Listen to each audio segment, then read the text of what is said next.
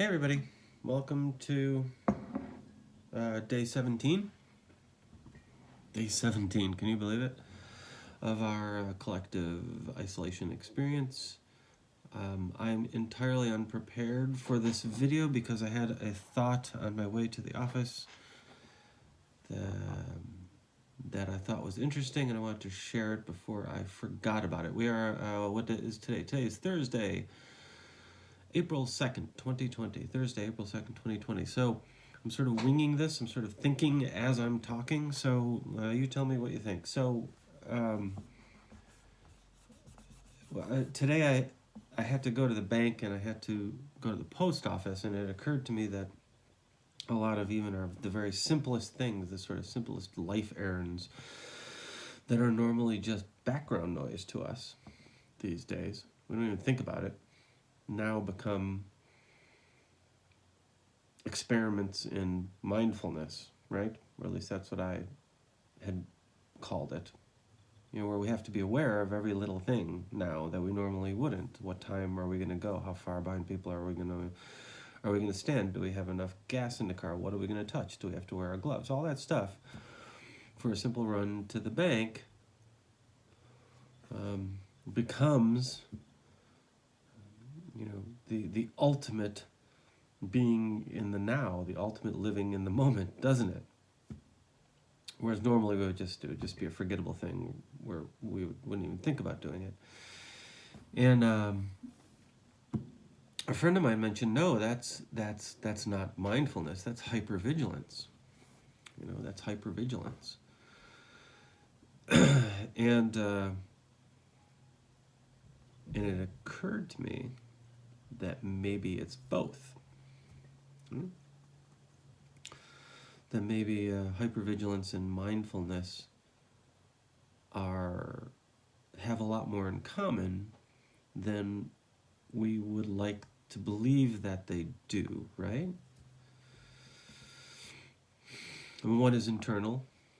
Mindfulness is almost entirely internal, and one is external. Hypervigilance is external.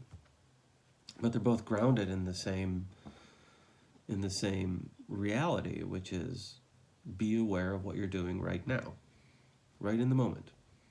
And that's how you preserve your sanity, or that's how you create peace, internalized peace, or that's how perhaps you save your life.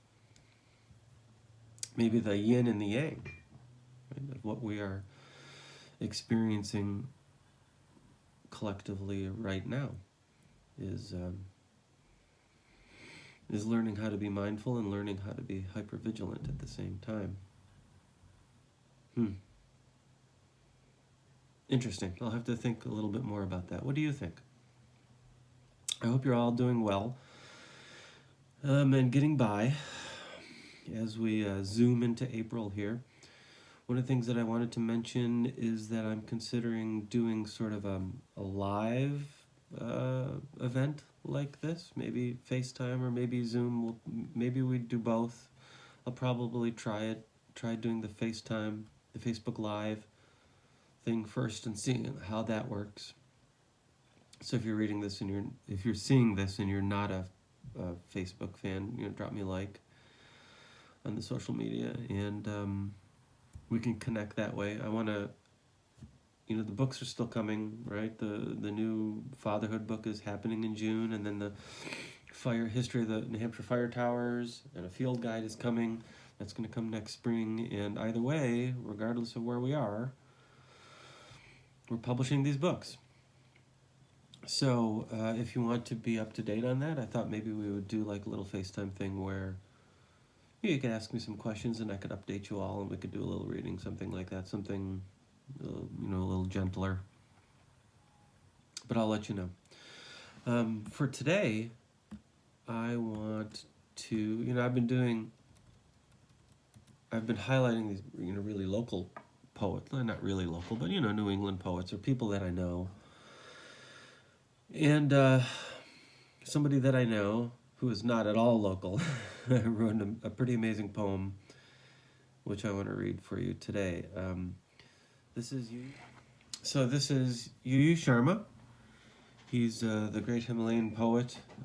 He works out of Kathmandu, but he's been all over the world. We had him here in New Hampshire for a couple events a couple of years ago.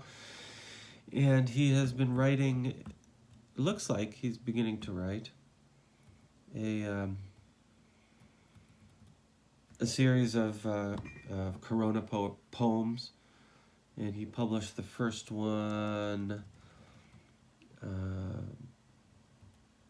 on a site here called Califragile, just recently, about a week ago. And I hope he does do the whole series. He's a pretty amazing poet, an interesting guy, and I'm going to read that first one for you today. So, here we go. This is Flatten the Curve, The Shopkeeper's Daughter by Sharma.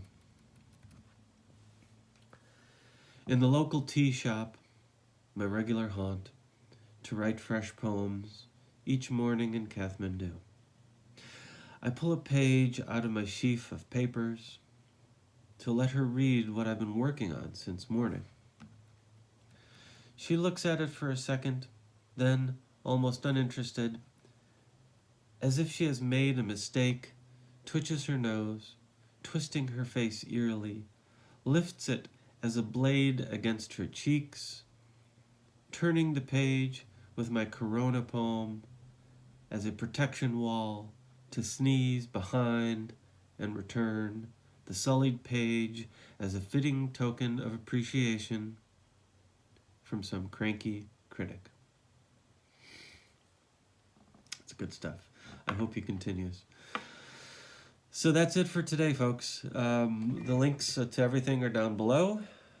Come and see me over on Facebook or some other social media if you want to hear more information about this live thing that I'm going to do at some point, probably next week at some point. Stick together and watch over each other. Be kind. We're all in this together. Wash your hands. And we will be back at it in the morning. See you later, folks.